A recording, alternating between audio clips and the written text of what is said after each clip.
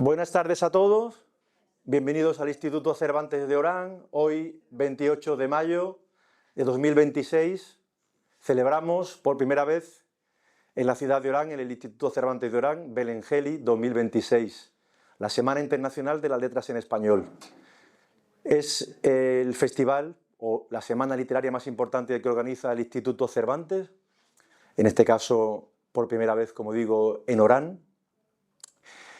La temática elegida este año y la conversación que va a tener lugar ahora con las dos personas que me acompañan girará en torno a la temática de la biblioteca, que es el tema elegido este año para hablar durante la semana Belengeli.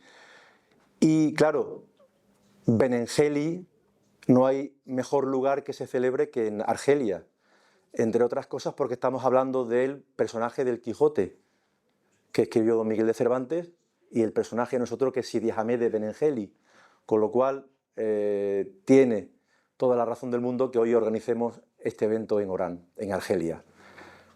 Para acompañarnos en la actividad de hoy tenemos a dos grandes escritores españoles. En primer lugar tenemos a Nuria Barrios, que me acompaña aquí a mi derecha, y a Manuel Javois. Nuria Barrios es una escritora, traductora, poeta, también es profesora. Algunos de sus libros lo vais a ver aquí hoy y sobre ellos quizás más adelante hablaremos. Manuel Javois, que me acompaña a mi izquierda, es un famoso escritor también y periodista, muy presente en medios de comunicación españoles, también autor de varios libros y autor de una novela reciente que se presentará curiosamente la próxima semana en España, la víspera. Vamos a empezar a hablar de la biblioteca y la primera pregunta que me gustaría lanzar a mis invitados es la siguiente. Como escritores, seguro que en algún momento de su vida, en sus inicios, tuvieron acceso a una biblioteca. No sé si fue una biblioteca personal, una biblioteca familiar o una biblioteca pública quizás de vuestro pueblo o la localidad donde vivieseis. ¿Qué recordáis de esa primera biblioteca vital en vuestra vida, que quizás fue el germen de vuestra futura carrera literaria? Si quieres empezar tú. Empiezo. Bueno, buenas tardes a todas, a todos y muchas gracias por venir a escucharnos a Manuel y a mí. Mis padres no eran lectores, pero en mi casa siempre hubo una biblioteca. Nos mudamos muchas veces de casa porque la familia iba creciendo y siempre en cada casa nueva, en cada piso nuevo, había una biblioteca. Las bibliotecas estaban vacías y en España, en aquella época, años, no sé cuándo empezó, años 70, años 80, existía no sé cómo llamarlo, una organización, una empresa que se llamaba Círculo de Lectores. Y el Círculo de Lectores llevaba a vendedores por las casas con un catálogo de libros para comprar. Y con ese catálogo, mis hermanas y yo fuimos llenando la biblioteca de mis padres. Entonces teníamos, por una parte, mis padres nos dieron libertad absoluta y así que fuimos rellenando la biblioteca con grandes lecturas, Tolstoy, Dostoyevsky, Pío Baroja, pero al mismo tiempo debajo de mi casa, de la última casa, había una tienda que tenía de todo. Vendía telas, vendía cuadernos, vendía gomas, vendía cintas y vendía libros. Y había dos colecciones infantiles que se llamaban Bruguera, Molino, y de allí fuimos comprando las aventuras que había para chicos, los 5 secretos, los 7 secretos, y fuimos combinando unas lecturas con otras y llenando los huecos de las bibliotecas de la casa familiar. Y ya a partir de ahí se sembró la semilla lectora gracias a la liberalidad de mis padres, que nunca pusieron un pero a lo que elegíamos, y yo siempre he tenido bibliotecas a partir de entonces. Sí. ¿Qué tal? Buenas tardes. Muchísimas gracias por asistir a esta charla, también al Instituto Cervantes por la invitación, a Nuria y a mí. ¿Se escucha bien? Vale. Ok. ¿Ahora? Toma. Tenemos un pequeño problema técnico. Ah, ok. Si cambiamos de micrófono. ¿Hola? Sí, Sí. mejor. Hay un escritor gallego que se llama Manuel Rivas, que en una ocasión estaba preguntando si se escuchaba ahí al fondo. Y dijo uno, sí, pero ya me voy más para atrás. En mi caso, mi biblioteca también es originaria del Círculo de Lectores. Ah, mira. En mi caso, yo empiezo a leer por la biblioteca prestada de unas primas de mi madre, porque yo tenía que trabajar echaba una mano en el negocio familiar, que era un hostalito de San Senso. Entonces yo me quedaba en recepción y me traían cajas con los libros de los 5 de Enid Blyton y las pasaba las mañanas leyéndome esos libros. Y luego, básicamente lo que hacía cuando era bastante niño, cosa que era un poco contraproducente, era leer los libros que leía mi madre. Yo veía a mi madre leyendo libros y detrás iba yo y me los leía. Tenía, por supuesto, todos los de Roald Dahl, todas las cosas que yo pedía para mí en el Círculo de Lectores, pero luego yo, por ejemplo, a mi libro que me impactó mucho fue Lo que el viento se llevó.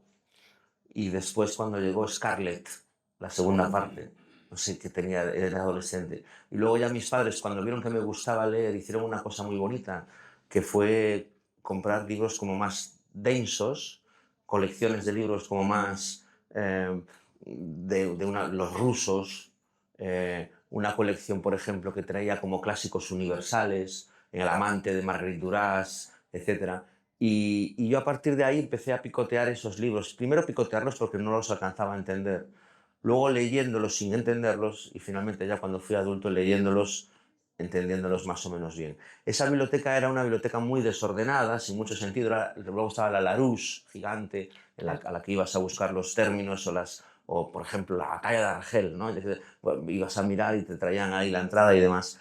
Pero yo guardo un recuerdo, siguen igual, han pasado 40 años, los libros siguen colocados a veces incluso igual y sigo cogiéndolos de vez en cuando para recordar aquellas lecturas. Algunas eran infumables, eran libros. Y termino, porque con Círculo de Lectores tuve la primera gran bronca familiar, compré sin permiso la cinta, el casete Bath de Michael Jackson. En teoría, el Círculo de Lectores era para que nosotros comprásemos libros y yo compré esa cinta. Fue tal la bronca que recuerdo perfectamente el precio, 1.350 pesetas, que me dijo mi padre, ¿dónde las vamos a sacar? Y yo mientras hacía el mongol por el pasillo, dije, no, a lo mejor consigo pagarlas yo haciendo esto en la calle. A lo largo de vuestra vida me imagino que habéis mudado de casa, os habéis trasladado. ¿Qué libros os han acompañado? Tú, por ejemplo, Nuria, como traductora que eres también, ¿qué tipo de libros encontramos en tu biblioteca? No sé si seguramente libros de manuales de traducción o otro tipo de literatura. En tu caso, por ejemplo, eres traductora del inglés al español. Has traducido, entre otros autores, a James Joyce, a Virginia Woolf, a Benjamin Black, del cual es traductora actualmente. ¿Cuáles son los libros que encontraríamos en tu biblioteca si nos dejas pasar a tu casa y la visitamos? Bueno, yo tengo que contar que me divorcié hace años y el momento más difícil, entre todas las dificultades que tiene siempre un divorcio, el momento más difícil en el reparto fue qué libro se llevaba cada uno. Eso fue muy doloroso, porque de repente los libros adquirieron la importancia que tenían en la vida, bueno, en este caso en mi vida. Me resultaba terrible cuando de repente un libro que para mí era esencial desaparecía, porque se iba a la otra parte. Y decidí, cuando encontré una casa para mí, como había sido tan doloroso desprenderme de libros, tan doloroso meterlos en cajas, tan doloroso cargarlos, todo lo que tiene que ver con los libros es siempre un gran peso, tiene una gran gravedad, y decidí que en la casa nueva, en la librería, solamente iba a colocar libros que para mí fueran importantes. Y ahí empezó muchas preguntas. ¿Qué libros son esenciales qué libros son esenciales para una persona. Porque es verdad que los libros, para mí los libros eran siempre esa pared o esas paredes, que eran una especie de muro protector. Ya no solamente era una cosa cálida, la cosa estética que tienen las bibliotecas, era además algo como protector respecto a la vida, al mundo, que de por sí ya es bastante difícil. Y decidí que solamente eso iba a entrar en la nueva biblioteca libros importantes. Y aquella decisión que todavía mantengo, ya he decidido que cada libro que entra nuevo, uno tiene que salir, con lo cual tengo mucho cuidado con los libros que entran nuevos. Tienen que ser libros que importen, para mí sean importantes vitalmente. Sean importantes porque han sido esenciales para mi trabajo, porque me han abierto caminos, porque me han hecho preguntas, porque he disfrutado, porque me han dado momentos de placer enormes, porque me han ayudado a superar las dificultades, a sobrevivir. Y lo primero que hice en la casa nueva, y con eso ya te contesto, fue pedirle a un amigo que me hiciera en el dormitorio, que me hiciera una estantería que cubriera una pared. Y ahí coloqué, porque pensé, bueno, luego vendrán los demás, pero aquí vienen los importantes. Y ahí entraron muchos libros de mitología. Yo doy clases de mitología griega. Muchos libros de mitología griega, libros de poesía, los libros que me habían sido importantes pues para escribir, por ejemplo, estos 3 libros que tengo aquí, los libros que que había disfrutado y que me habían descubierto formas nuevas de mirar y de escribir y de explorar.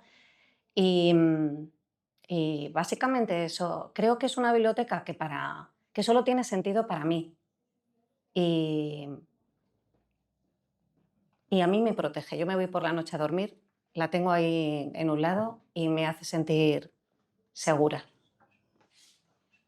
En tu caso, Manuel. Yo he de decir que no tengo,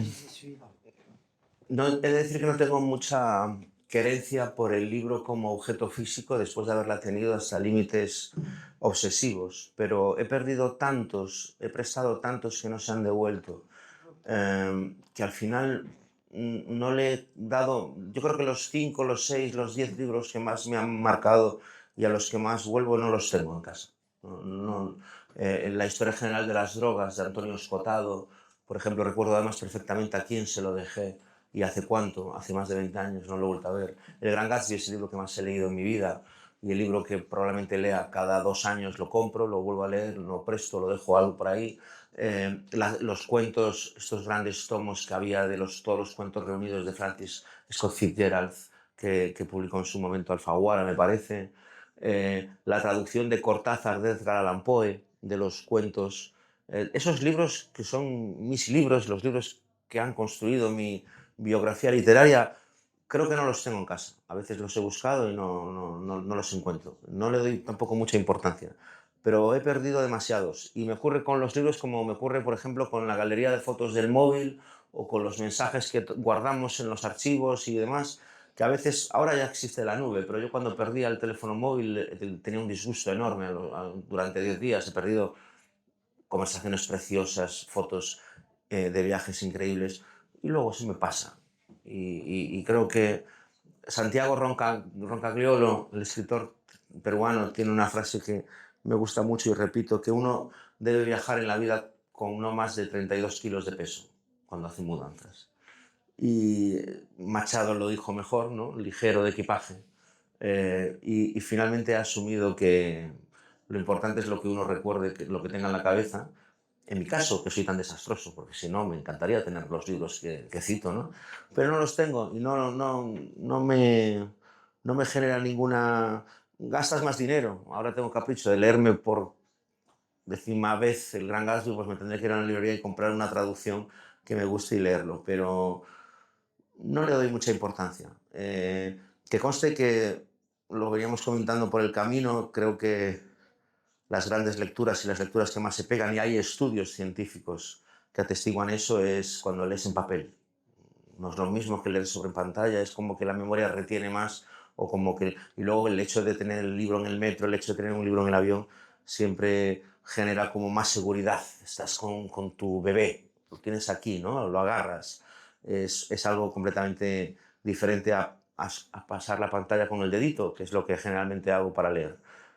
Pero luego, en cuanto a mí, tengo muchos libros en casa, los tengo desordenados, no están, a veces lo intenté por colores, otras veces lo intenté por editoriales, pero no, ahora tengo que buscar algún libro y no, realmente probablemente no lo encuentra, o a lo mejor está en mejores manos, que es las manos de alguien que todavía no lo ha leído, y eso por lo menos me consuela. Habéis hablado precisamente del libro en papel. Y la biblioteca, tal y como la hemos concebido, por lo menos hasta la entrada del mundo digital, estaba formada por libros de papel, por libros físicos. En un documental muy recomendable de Umberto Eco, La biblioteca del mundo, él reivindica el libro físico, es decir, el libro en papel como la única forma, en cierto modo, incluso para él, de lectura o de lectura importante. Porque él, frente al libro físico, el libro de papel toda la vida, enfrente de ese libro de papel habla de mucho ruido alrededor cuando hoy día acudimos a los dispositivos móviles, que a veces nos distraen en exceso y perdemos la concentración que a veces necesitamos para leer, o el silencio que necesitamos para concentrarnos en la lectura, para tener un conocimiento o para disfrutar simplemente de una lectura.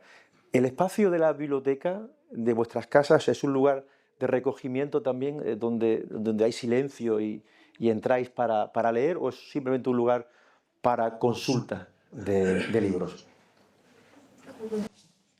En mi caso, las dos bibliotecas que tengo, una está en mi dormitorio, ahí entro yo, y la otra está en el salón, que es también el lugar donde trabajo. Y ese es un sitio donde entra todo el mundo. Y a mí me gusta que... para mí las bibliotecas son organismos vivos y los libros tienen que entrar y salir y aparecer y desaparecer. Muchas veces he pensado que sería muy interesante colocar una cámara de estas que graban que ponen en los animales, por ejemplo, en el nido de los petirrojos, y entonces ves todo el proceso mientras llegan, ponen los huevos, salen los polluelos, las madres alimentan a los polluelos y luego lo pasan todo muy rápido. Pues creo que si eso se hiciera con una biblioteca sería apasionante, porque parece que es un lugar estático, pero es un lugar que está en permanente, no solamente en movimiento, sino, como indica el nombre, en permanente mutación. Una biblioteca nunca está igual. Una biblioteca igual es una maqueta, pero una biblioteca de verdad, que respira, es una biblioteca mudable. Y está bien que los libros se pierdan, y está bien que los libros se presten, y está bien de repente que haya huecos que antes no había, porque tiene vida. Y a mí me gusta vivir con cosas que tienen vida. ¿En tu caso, Manuel? Yo, por ejemplo, yo tengo muchos libros que han sobrevivido a una inundación, que han sobrevivido a un cigarro encima, es decir, libros heridos, libros con heridas, y entonces los recupero, los abro y de repente recuerdo no solo lo que he leído, sino lo que he vivido mientras lo leía. Y a mí es una de las cosas que para mí más importantes que tiene el libro físico. El hecho de que yo recuerdo perfectamente cuando leí La fiesta del chivo, recuerdo la historia, además es un libro que me impactó tanto que es el único libro en mi vida que lo terminé y lo volví a leer de nuevo para ver qué carajo había hecho ese genio con esa historia del chivo, bueno, coño, la dictadura esa. De Trujillo. De Trujillo, coño, sí, la del Salvador. Y entonces recuerdo que estaba tumbado en la cama que yo tenía en la casa de mis abuelos. Lo leí ahí, la segunda vez lo leí sentado en una silla de plástico, la mayoría de las páginas, en una terraza que tenía en aquella casa. Nada de eso ya existe. Todo eso me lleva ahí. Yo recuerdo, por ejemplo, las primeras veces que leía Chekhov, los cuentos de Chekhov, lo que mucho que me impactó. Yo estaba en la playa. Yo recuerdo la gigantesca biografía de Hitler, una biografía de 1000 páginas, y estaba en la playa y estaba leyendo esa biografía. Claro, llamaba un poco la atención, porque era un tocho. Generalmente esos tomos no se llevan a la playa, pero yo estaba allí, pues no sé qué verano, qué me pasaba en la cabeza, que estaba leyéndome la biografía de este desgraciado. Y entonces llegó una amiga mía que era nadadora olímpica, con una amiga suya, y entonces me fijé en la amiga y dije, caray, qué mujer tan guapa, ¿no? Y ella me miró y diciendo, este pavo leyendo una biografía de Hitler a 30 grados en una playa. Y estuvimos como odiándonos secretamente hasta que finalmente nos conocimos, nos enamoramos y tuvimos un hijo. Yo no puedo decir que tuve un hijo porque estaba leyendo a Hitler, ¿no? La biografía de Hitler, no a Hitler. Cuidado, la biografía es crítica, evidentemente. La biografía era de un autor canónico. Pero claro, ¿cómo voy a olvidar yo ahora la biografía de Hitler si yo la estaba leyendo cuando conocí a la madre de mi hijo? Muchísimas novelas, muchísimos cuentos significan más que el argumento, significa más que la historia, sino también el momento en que los ha leído. Yo ahora que, como sabes, leo en iPad casi todo, pues de repente me encuentro con que no recuerdo en qué momento leí determinada cosa porque estaba con el iPad debajo del brazo como tantas otras veces, ¿no? Y sin embargo con el libro sí que es diferente. ¿Hay alguna biblioteca que os haya impactado especialmente en alguno de vuestros viajes? O quizás puede ser una biblioteca cercana que os haya influido mucho en algún momento dado de vuestra vida. Puede ser incluso una biblioteca pública cercana a donde vivís, o a una biblioteca de estas que son muy conocidas, bellas, que hayáis visitado en alguna universidad o en alguna ciudad. ¿Tenéis el recuerdo de alguna biblioteca especialmente en la memoria?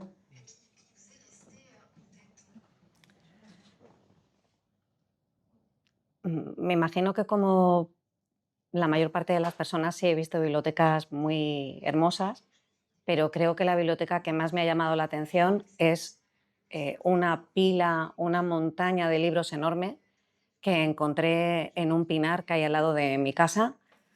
Había una pila de libros abandonados con un montón de fotos, negativos, todo ahí. Y era claramente, bueno, claramente nada. Eran los restos de una casa que alguien había vaciado y había decidido tirar en el pinar como si fuera un basurero. Y de repente ver todos esos libros, que además cuando yo los vi había llovido, estaban mojados, algunos estaban medio deshechos, de repente me hizo ser consciente de la fragilidad de lo que amontonamos, de la importancia. Para mí fue ver como un cadáver de alguien querido allí tirado. Nadie los recogió, se deshicieron, alguien los quemó, la lluvia los deshizo, pero creo que es la biblioteca que más me ha impresionado por la sensación de la fragilidad. Bueno, ya lo hemos visto, la famosa biblioteca de Sarajevo, tantas guerras, bibliotecas históricas que han desaparecido. Eso me sobrecoge mucho más, me impacta mucho más que ver una biblioteca que está protegida y sé que va bien de salud. A mí la que más me ha impresionado es la personal, la que tiene Arturo Pérez Reverte en su casa. Es una cosa como unas escaleras así como un caracol, la biblioteca la rodea, o sea, ya de diseño está muy bien.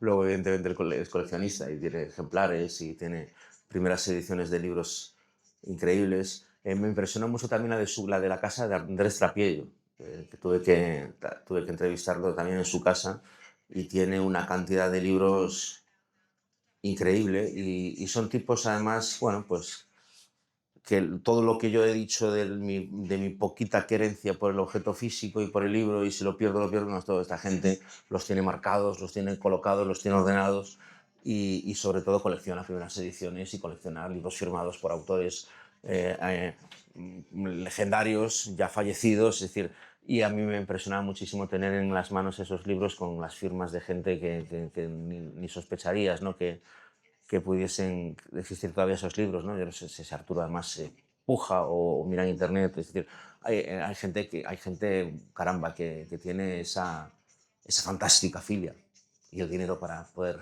ejercerla.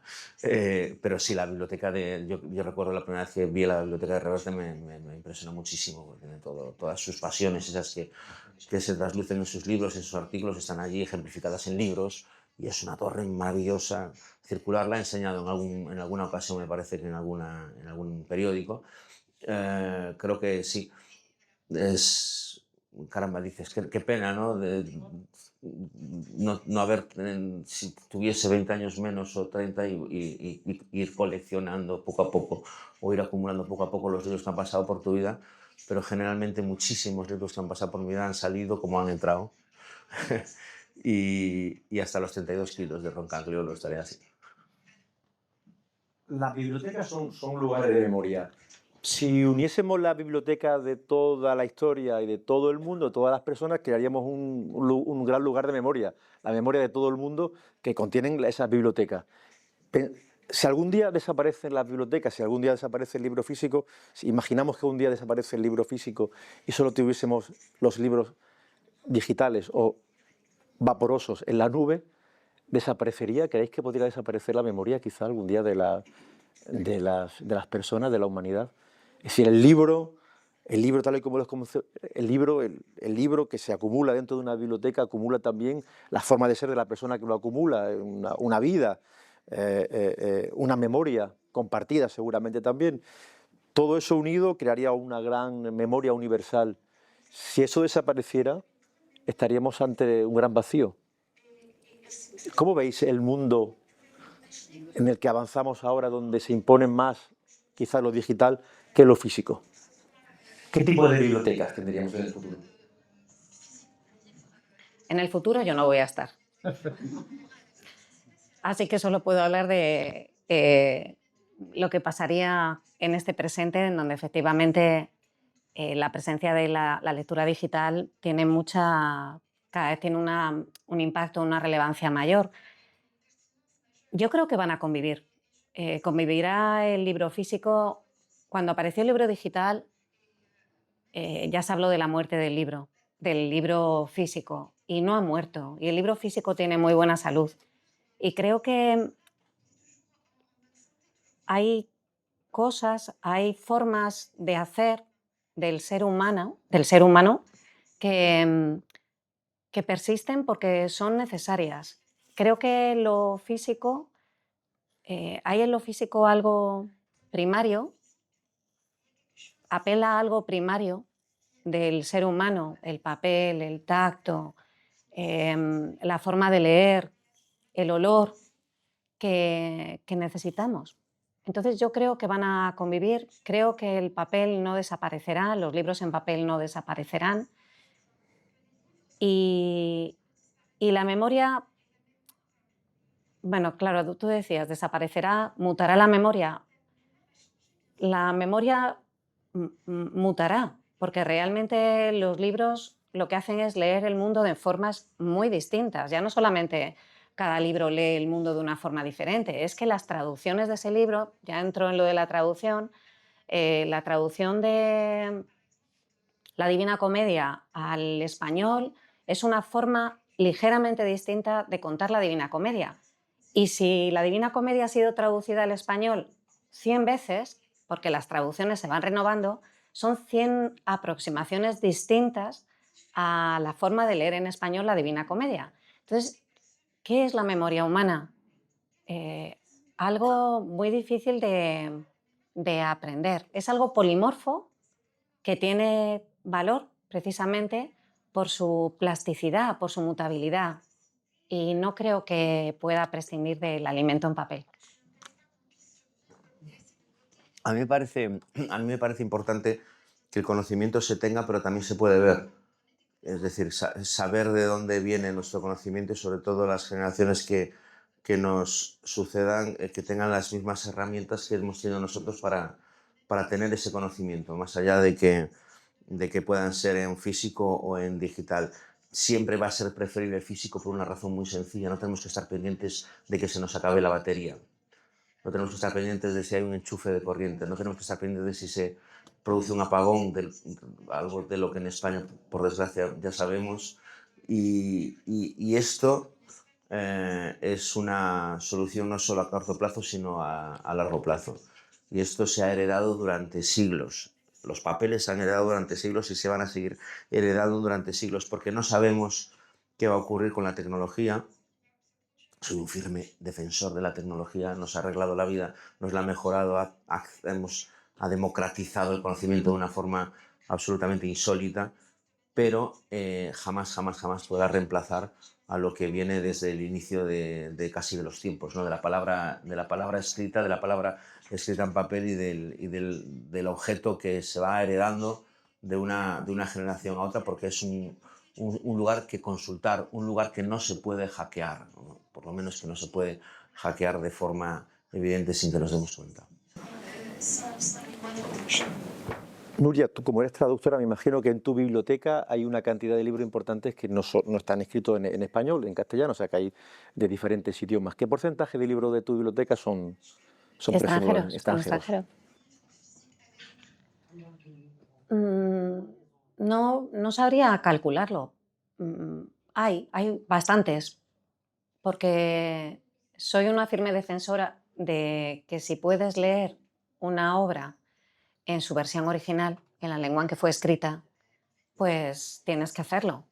Porque por buena que sea una traducción, hay traducciones excelentes, pero por buena que sea una traducción, la traducción es una aproximación lo más fiel posible al original, pero no es el original. Así que bueno, hay libros en inglés, libros en francés y ya no hay libros en otros idiomas porque no hablo más idiomas. A mí los primeros libros que me preguntabas por las traducciones, ¿verdad? Yo no tengo conocimiento leo en gallego, mi primera novela la escribí en gallego y mi castellano está muy galleguizado, está lleno de giros y de figuras léxicas, gramaticales que son reconocibles en el gallego, pero jamás he leído en otro idioma que no fuese el castellano o el gallego, no tengo el conocimiento. Sí, me fijo mucho en las críticas de los libros y sí me fijo mucho en cuando aparecen nuevas traducciones y, bueno, pues si son de calidad, si la crítica a la traducción es buena o es mala, ¿no? Para intentar pues captar algo muy, muy, muy difícil. Nuria lo sabe porque se dedica a esto, ¿no? Que es la música, ¿no? El espíritu de lo que se está contando, ¿no? Porque a veces no, nunca la traducción es literal, siempre hay que captar mucho más. A mí me parece un oficio delicadísimo. El de traductor siempre me ha parecido el oficio de un artificiero. Voy a colocar a este autor o a esta autora universal en este país en el que no es conocido o conocida y voy a tener que trasladarla lo más fiel posible al lector para que el lector de la lengua original, para que el lector de la lengua traducida sienta lo mismo, casi lo mismo, nunca se llega al 100%, que de la lengua original. Por lo tanto, me parece un trabajo súper delicado. No tengo yo el talento para distinguir una buena traducción o no, por eso siempre me apoyo en suplementos culturales, me apoyo en recomendaciones, me apoyo en colegas del sector que te dicen, oye, pues esto tienes que leerlo en esta traducción, etc. Y ya. Yo soy un firme defensor creo que es muy necesario que haya en todo lugar, en toda ciudad, en todo pueblo, un lugar de encuentro donde puedas ir a leer, una biblioteca pública, lo que conocemos en España como biblioteca pública. ¿Os imagináis una ciudad sin biblioteca? Sí, pero es una ciudad a la que le falta algo.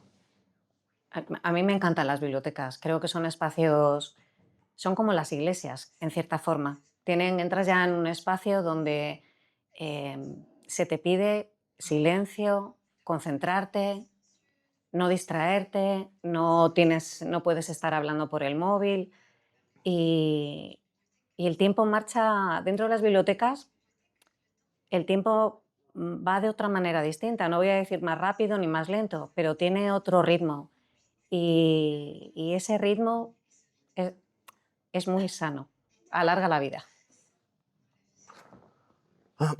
Yo tengo una relación muy intensa con las bibliotecas.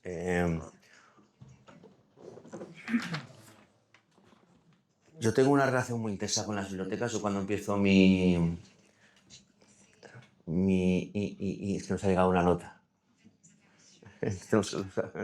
Yo tengo una relación muy intensa porque yo me hago periodista y lo primero que hago cuando me nombran periodista, porque yo no estudié periodismo, simplemente me nombran a los 18 años corresponsal de mi pueblo, yo me encierro en la biblioteca de mi pueblo para leer a la competencia y tratar de saber cómo ellos sacan las noticias, ¿no? Entonces yo me quedo allí encerrado toda la mañana leyendo los periódicos que puedo en la biblioteca de San Censo y ya que estoy empiezo a coger libros y a leerlos, ¿no? Pero vamos, entraba de todo, ¿eh?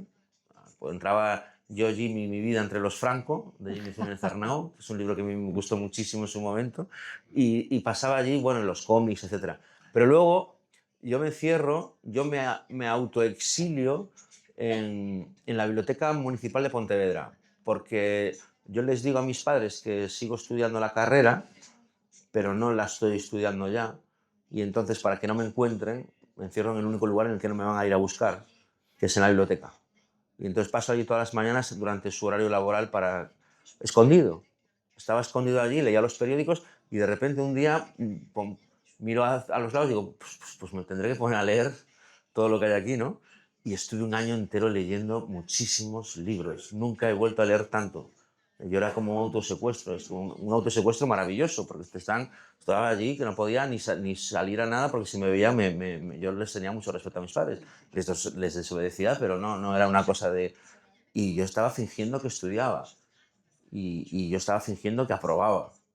No acabé como el adversario de Carrere, que mató a todo Dios, pero yo estaba allí en una situación muy delicada. Entonces, luego no he vuelto a esa biblioteca y han pasado ya 30 años, casi 30 años, por una cuestión muy desgraciada. Me olvidé de devolver, lo perdí, el lobo estepario de Hermann Hesse. Y de la vergüenza que me daba, dejé pasar los meses. Y cuando apareció ya me dio más vergüenza y lo tengo en casa, con los días y las devoluciones y esas cosas. Y es un recuerdo de una biblioteca la que significó tantísimo para mí, donde yo descubrí la generación perdida, donde yo descubrí la generación del 27, donde yo leí hasta gastarme los ojos la biografía de Hemingway de Fernanda Pivano, que me había impactado muchísimo. No puedo volver, pero sí, creo, y el silencio, las relaciones que se establecen en medio del silencio muchas veces son más sustanciosas que las que se establecen con las palabras, ¿no? Basta, no sé qué. Los susurros. Es un gran lugar, lo echo de menos. Echo de menos el poder encerrarme de los demás en una biblioteca. Debería pasar un año ahí metido. En vuestra biblioteca imagino que hay muchísimos autores a los que volvéis continuamente seguramente a leer. ¿Cuáles son los autores? Tengo curiosidad por saber cuáles son aquellos autores que están más presentes o que han estado más presentes a lo largo de vuestra vida en la biblioteca y que nunca dejaríais de consultar o que nunca olvidaríais cuando hacéis una mudanza y que consideráis que tiene un lugar predominante en un espacio visible o allí donde tu mano puede alcanzar un libro suyo para consultarlo. ¿Qué autor o qué autores os han acompañado en vuestra biblioteca, en vuestra vida? Es una pregunta muy difícil porque ¿cómo vas a reducir eso a 1, 2, 3? Así que yo me voy a limitar a los últimos años. Un libro que para mí es vital desde hace años es La Odisea, porque surgió en un momento de mi vida que tenía mucha hambre de lectura y muchas preguntas y mucha necesidad de respuestas, y ese libro, que es el largo periplo del héroe de Odiseo desde que sale de Troya hasta Ítaca, te cuentan los 10 últimos años. Para mí ese libro ha sido y sigue siendo un espacio de maravillas.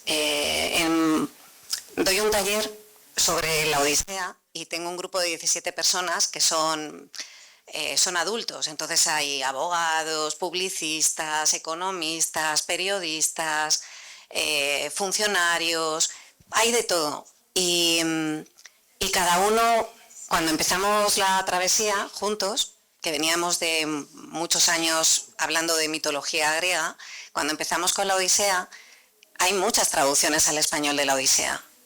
Y cada uno tenía una, porque había odiseas en sus casas.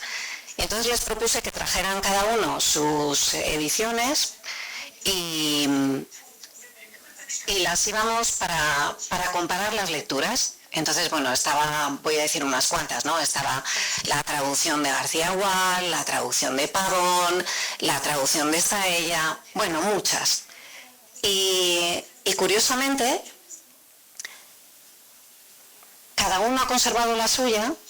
Cuando habla de la Odisea, se refiere a su edición para que los demás sepan de cuál está hablando, y hay momentos en los que se leen, alguien está hablando de algo y lee el extracto de la Odisea al que se refiere, en el canto que sea, en el canto del que esté hablando. Y de repente otra persona dice, pues en mi edición esa lectura es distinta, y lo lee. Y entonces otro dice, pues en la mía es distinta. Y de repente esta lectura comparativa de distintas traducciones, que todas son muy prestigiosas, de repente convierte esa sala en la que estamos en una especie de cámara de resonancia, donde la Odisea tiene un montón de ecos y no hay ninguno falso y ninguno es verdadero, ninguno consigue eliminar a los demás. Es como una suma que te da una visión sobre lo que es un clásico, eso que decía Italo Calvino, un libro que nunca termina de decir lo que tiene que decir. Pues de repente la Odisea habla con muchas voces, con matices distintos, y se crea una polifonía que es muy interesante para la vida y es muy interesante para todos los que nos dedicamos a leer, a escribir, a pensar, porque está totalmente en contra de las visiones rígidas, dogmáticas, todo lo contrario, es como una música polifónica, con mucha tolerancia y mucha profundidad. Cada lectura crea una visión levemente diferente. Así que, bueno, yo creo que en los últimos años el libro que me ha sido esencial, y yo sé que va a estar ahí conmigo, es la Odisea, en la edición de Carlos García Gual. En mi caso es El Gran Gatsby de Francis Scott Fitzgerald, porque es un libro que desde el primer momento en que lo leí me impactó lo suficiente en mi vida como para recordarlo. He tenido muchos Gran Gatsbys, como antes he dicho, no conservo ninguno, y he tenido varias traducciones. Siempre recordaré la primera, que es un librito, creo que era de, no sé si era Graham Alfaguara, o de bolsillo, con la portada, fue la primera vez que lo leí.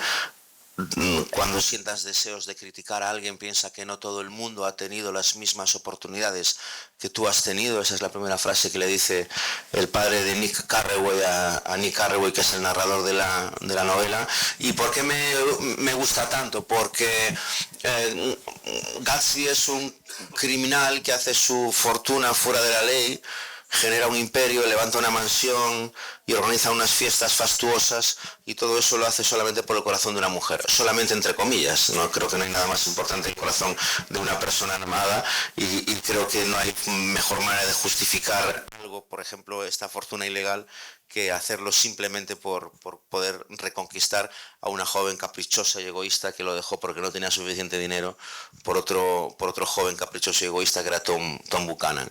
Entonces él, cada noche después, cuando se marcharon los invitados, cuando se iba todo el lustre, cuando se quedaba él solo en ese jardín, miraba al fondo de la bahía y veía la luz verde del embarcadero de Daisy, y era la luz verde, era el lugar, un momento de la esperanza de que algún día podría volver a enamorarse con la misma fuerza y con la misma energía con la que se enamoró cuando era joven. De hecho, una de las escenas que más me conmueve del libro es cuando Nick Carraway le dice que el pasado no se puede repetir, y él se queda absolutamente estupefacto, porque es la primera vez que le dicen a la cara a él, tan poderoso, que no se puede repetir el pasado, que el pasado no se puede repetir.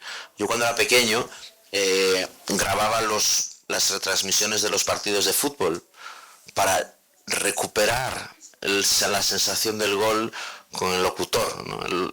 Envasaba esos goles al vacío para poder, y es verdad que como la primera vez no hay nada, y creo que una de las luchas más sentimentales que tenemos los seres humanos es recuperar las sensaciones que hemos tenido las primeras veces de todo, ¿no? Y en este caso, pues Gatsby te enseña que efectivamente el pasado no se puede repetir, que la mujer de la que te has enamorado y por la que has levantado ese imperio no merece la pena, y a pesar de todo, pues como es el final, rema incesantemente hacia atrás, hacia el pasado. Bueno, vamos a ir acabando, y me gustaría que como hacen los periodistas cuando dan un titular, ¿no? Y tienen que buscar unas frases muy importantes, ¿no? Pero es un momento difícil, porque luego tienes que afinar mucho, pero tenéis ingenio, seguramente se os va a ocurrir algo. Una frase que podáis decir sobre la biblioteca, una frase que encierre el sentido que tiene para vosotros la biblioteca. Un recuerdo, un libro, un espacio de silencio, o para compartir incluso. Vale. Pues va esta. Podrían ir otras muchas. Para mí la biblioteca es un árbol. Tiene raíces, tiene ramas, tiene pájaros en las ramas, que son los libros. Y recuerdo en la biblioteca de mi casa, un verano con la terraza abierta, entró un pájaro y se metió en uno de los estantes de la librería y estuvo allí aleteando asustado, porque no era su lugar. Pero esa imagen del pájaro anidando en la biblioteca brevemente sería mi imagen. Estaba buscando en el móvil ahora el autor de esta frase, pero creo que es desconocido porque es muy famosa, pero yo me voy a quedar con ella. Una vez le preguntaron a alguien de qué libro se llevaría de una biblioteca en llamas y contestó: el fuego. Muy bien, pues muchas gracias, Nuria Barrio, muchas gracias, Manuel Javoy, por compartir este momento que yo considero histórico. Benengeli 2026, decía yo en un anuncio hace poco en redes sociales, llega a Orán por fin, porque Benengeli tenía que venir a Orán. Además, un autor que nace en la imaginación de Miguel de Cervantes en Argelia. Así que muchas gracias por estar con nosotros en el Instituto Cervantes de Orán y participar en la edición de Benengeli 2026. Gracias también a vosotros, al público, y ahora a continuación, si queréis, pasamos la palabra para una pregunta que queráis hacer a los autores sobre la biblioteca. La única condición que os pongo. Una pregunta por persona. Gracias.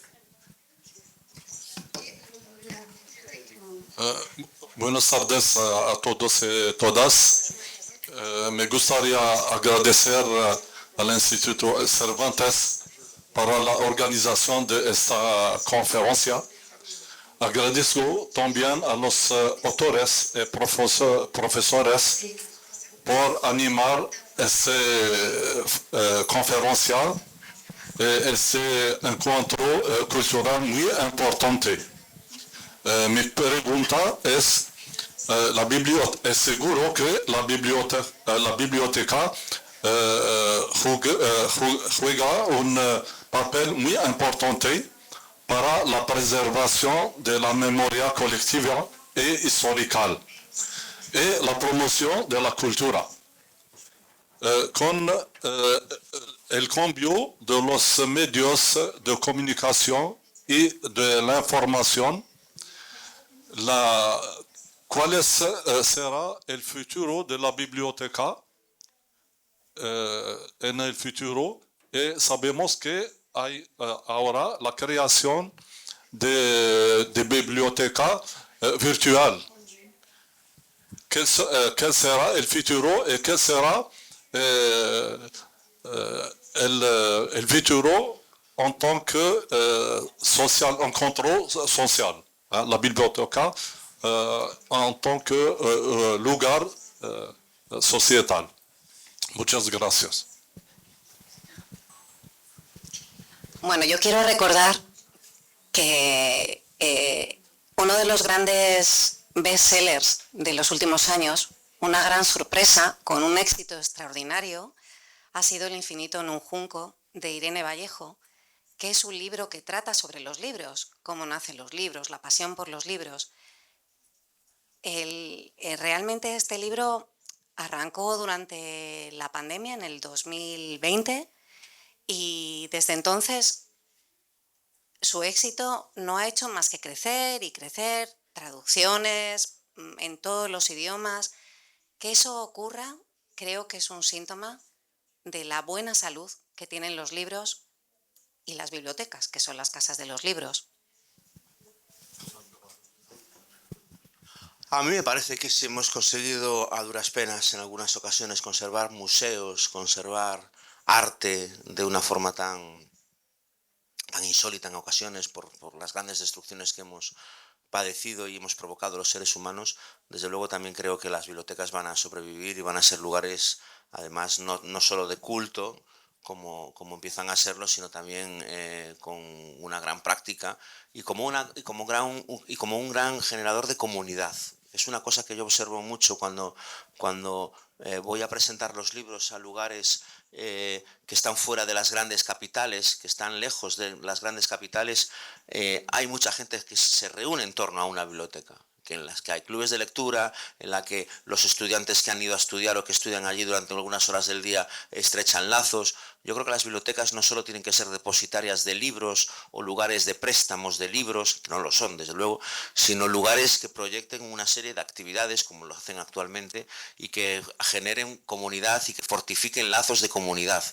Porque el ser humano nunca va a ser una especie solitaria, va a ser siempre una especie que busque el calor de los demás en base muchas veces a coincidencias. Y creo que no hay mejor coincidencia que la cultural. La mejor lazos que nos puedan unir, mejores lazos que nos puedan unir que los libros o que las lecturas compartidas y poder hablar de esos libros y poder reinterpretar esos libros.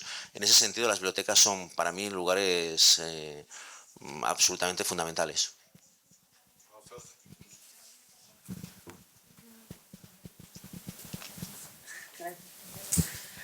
Hola, buenas tardes. Por primer lugar, os deseo la bienvenida en Argelia y en el Instituto Cervantes. Para mí el libro es como un amigo cercano de las personas. Y quiero saber si penséis lo mismo. Por el momento, usted ha dicho que el libro es algo vivo. Pues puede considerar que el libro puede ser el amigo más cercano del humano. Más que el perro. Sí, porque hay personas que viven solas, pero son rodeadas de los libros, que leen mucho, y es una manera de decir que no necesitemos. No es algo obligatorio de tener amigos por el momento que podemos intercambiar con los libros.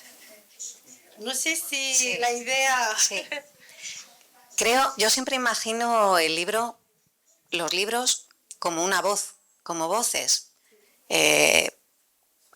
Es otra voz, es una voz con la que dialogas, a la que escuchas y en cierta forma respondes porque te suscita nuevos pensamientos o preguntas y de nuevo te habla, y ese diálogo sí me parece algo imprescindible. Y es verdad que además los libros, no lo olvidemos, si los libros están vivos es porque no solamente han sido muy útiles científicamente, tecnológicamente, prácticamente, es que además los libros nos dan mucho placer, mucho placer. Y el placer es la dopamina del cerebro. Cuando has entrado en esa relación, cuando te has dejado que el libro te lleve a otro sitio y te saque de tu aquí y de tu ahora, no hay placer comparable. Y además es un placer que uno cultiva y va creciendo, nunca disminuye, es un placer constante. Así que si queremos llamarle amigo, pues amigo. Los libros generalmente, las ficciones, las historias que nos cuentan, a veces a través de los libros, a veces a través de las películas, creo que es la especie más recomendable para alguien que está empezando a vivir, porque de alguna forma te adelanta los grandes acontecimientos que vas a sufrir en tu vida. Yo tengo muchos amigos, hijos de divorciados, que supieron lo que era el divorcio de los padres por libros antes que sufrirlo ellos. Conozco muchos amigos que han esquivado las drogas porque han leído muchos libros en los que los drogadictos acaban de una forma penosa, ¿no? Diario de un rebelde, la propia Rebeldes no tanto, que hablan de otras cosas, pero hay muchísimos libros en los que te cuentan cómo funcionan determinadas cosas a las que tú todavía no tienes acceso, que tú todavía no has vivido, ¿no? Las rupturas amorosas. Yo la primera ruptura amorosa la leí, la muerte de los animales, de tus mascotas. Yo recuerdo a mi amiga Flica, un libro una chica que tenía un caballo y que se le murió. Yo lloré muchísimo con ese libro. Ahora, ya estaba preparado para que se me muriese mi caballo. Nunca he tenido un caballo, pero si lo tengo, recordaré lo que le pasó a Flica. Y sí he tenido perros, y sí se me han muerto perros, y recuerdo el dolor inmenso que sufrí yo en esas páginas. Los libros te adelantan las cosas que tú vas a pasar por la vida cuando eres chico, cuando eres adolescente, ¿no? Y en ese sentido son, pues, un amigo absolutamente fascinante, porque te está contando de qué va todo esto. Y el libro aporta un conocimiento y una experiencia para la cual tú todavía te da herramientas para que cuando tú pases por las cosas que pasan los protagonistas de los libros, tú de alguna forma ya sabes, no te voy a decir cómo reaccionar porque eso ya es demasiado, pero sí tienes herramientas suficientes para que no te coja por sorpresa. Sabes que si empiezas a salir con alguien, es muy probable que a lo mejor se acabe, porque en los libros se acaba y en las películas se acaba, y tú has aprendido que eso existe. Y las amistades a veces, muy pocas veces, se rompen. Y luego también se recomponen. Y la gente que viaja casualmente en un avión puede encontrarse con alguien y establecer una relación. Bueno, todo ha pasado en los libros. En los libros está todo absolutamente lo que te pueda pasar. Por lo tanto, cuanto uno más lea, más herramientas va a tener para vivir, para a veces disfrutar de la vida, disfrutar la plenitud, y otras veces para poder combatirla cuando vengan maldadas.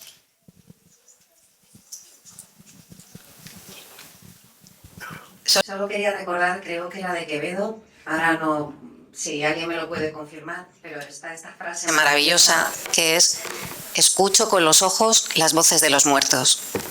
¿Qué es lo que hacen los libros? Ya no solamente te permiten hablar con los vivos, sino también con los muertos. ¡Qué maravilla! Si es que no hay nada mejor. Es que quería agradecer a los escritores de estar aquí en Orán. Es que tenía que hacer una pequeña nota sobre la lectura.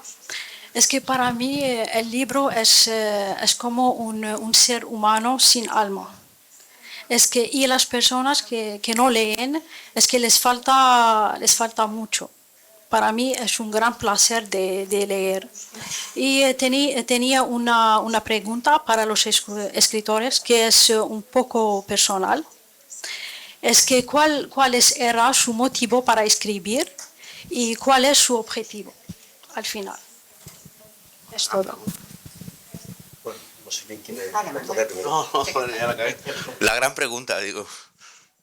El objetivo... sí, yo ya iba a la fácil.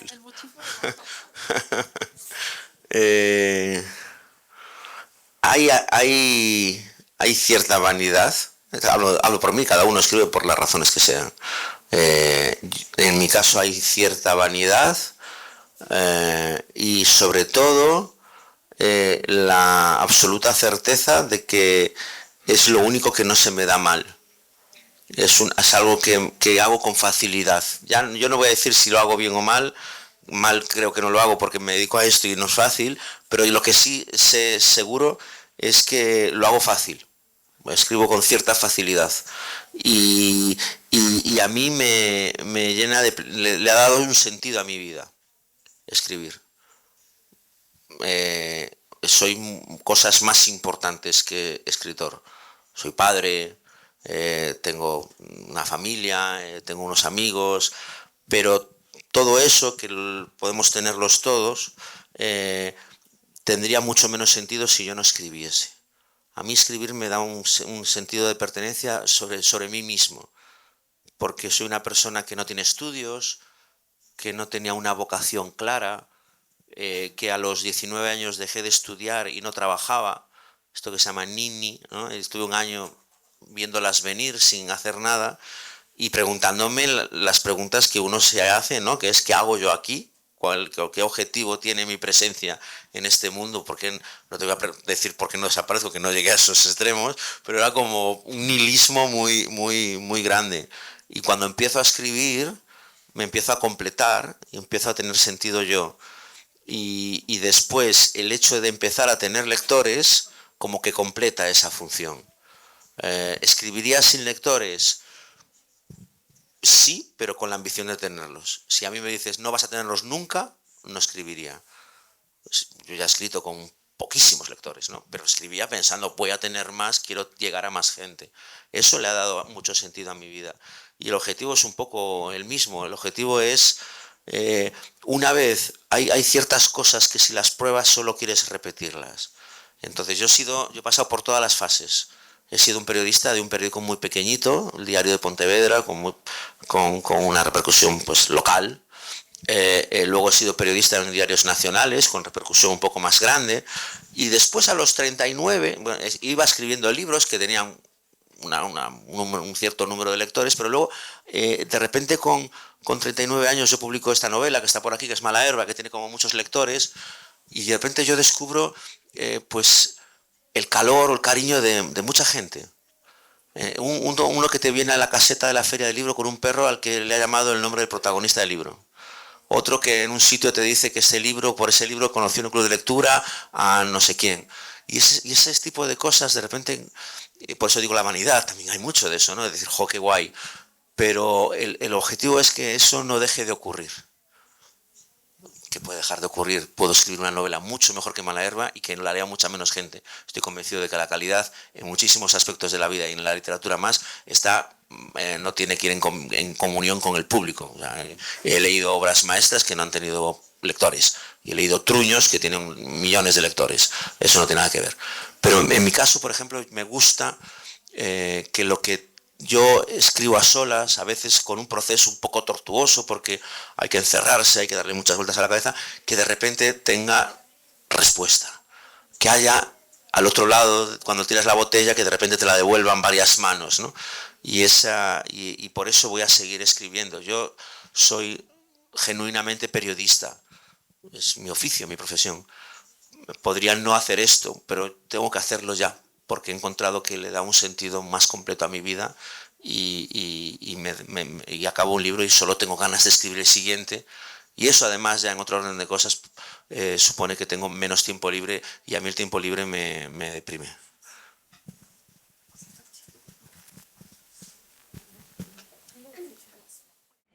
Es muy difícil contestar. Yo escribo porque lo necesito, porque, como decía Manuel, la escritura da sentido a la vida. Tengo muy mala memoria, olvido todo y la escritura fija las cosas. No necesariamente, no escribo biografía, pero sí, antes decía Manuel, veo un libro manchado de arena, que recuerdo a Hitler y a mi hijo, por ejemplo. Pues en cierta forma la escritura ancla la vida, ancla momentos y les da un significado. Y eso, bueno, unido también al placer de la escritura, porque si leer es un placer, escribir también es un placer. Es un oficio muy complejo, con muchos momentos de zozobra, pero cuando has terminado y tienes conciencia de que lo que has hecho está bien, también ese es un placer inmenso. Así que básicamente, yo creo que básicamente esa sería mi respuesta. Una última pregunta quizás, pero otra persona más, para que haya una pregunta por persona mejor.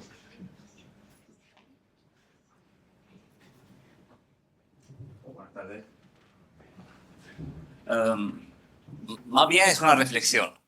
Es una reflexión porque sobre lo que estamos escuchando, la biblioteca, el libro y todo esto, en este momento de la vida con tanta rapidez, que todo está comprimido, que no tenemos casi tiempo de estar en una biblioteca o de leer o de estar a solas, ¿no penséis que la biblioteca y el libro puede ayudar, aparte de reflexionar, como lo puede hacer una persona con una peli o un audio, leyendo, pero también puede ayudar a luchar contra la pérdida esta del párrafo largo, estructurado.